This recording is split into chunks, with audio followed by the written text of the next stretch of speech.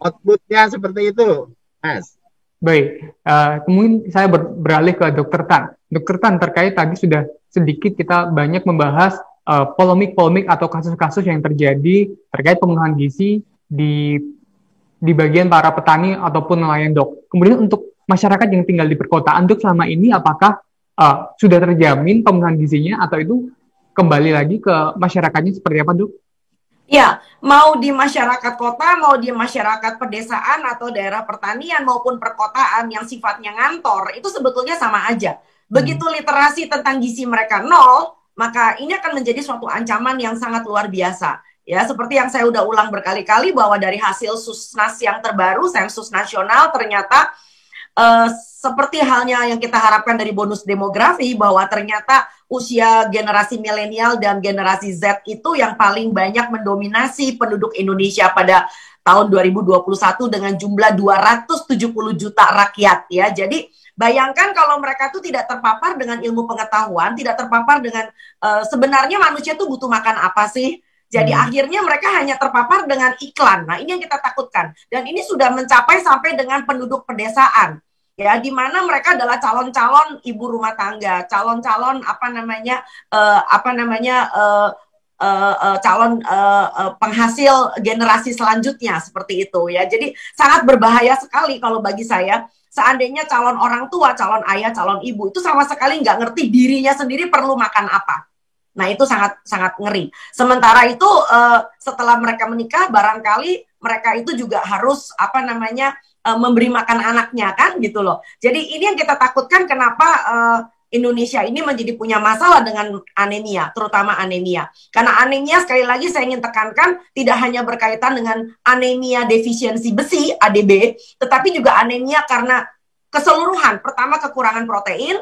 Kedua, kekurangan vitamin B kompleks, karena sel darah merah manusia itu diproduksi juga berbagai macam kontributor, bukan cuma zat besi. Dan yang ketiga, lebih penting lagi apa? Ya, jadi seperti misalnya sayur dan buah itu sebagai penghasil vitamin C. Nah, vitamin C juga mendorong penyerapan zat besi. Jadi kalau seandainya ini adalah ilmu pengetahuan yang mereka tidak paham, tentu akan menjadi malapetaka. Nah, saya barangkali nanti juga akan pengen tanya juga kepada Mas Faiz bahwa banyak sekali penduduk kita di pedesaan itu masih bergantung kepada produk nabati.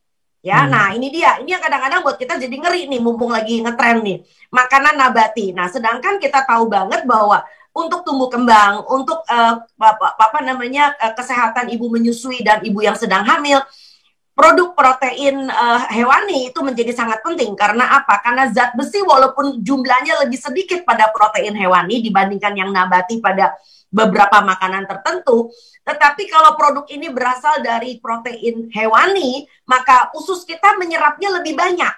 Nah, jadi bagi sekarang lagi ngetren kan yang namanya diet plant-based ya, berbasis tanaman segala macam. Oke, saya bisa terima begitu loh, tetapi kalau ini kita menghadapi kasus anemia pada remaja dan anemia pada ibu hamil, ibu menyusui, maka ini akan menjadi sangat mengkhawatirkan sama sekali.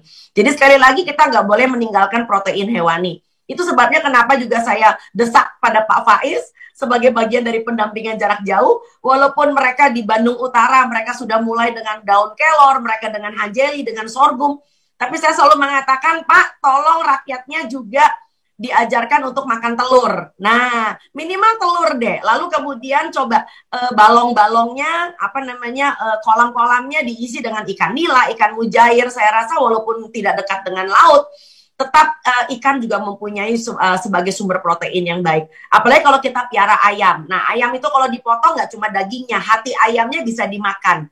Nah, hati ayam juga salah satu sumber zat besi yang terbaik, terutama bagi makanan pendamping ASI, MPASI. Silakan, Mas. Terima kasih sudah nonton. Jangan lupa like, subscribe, dan share ya.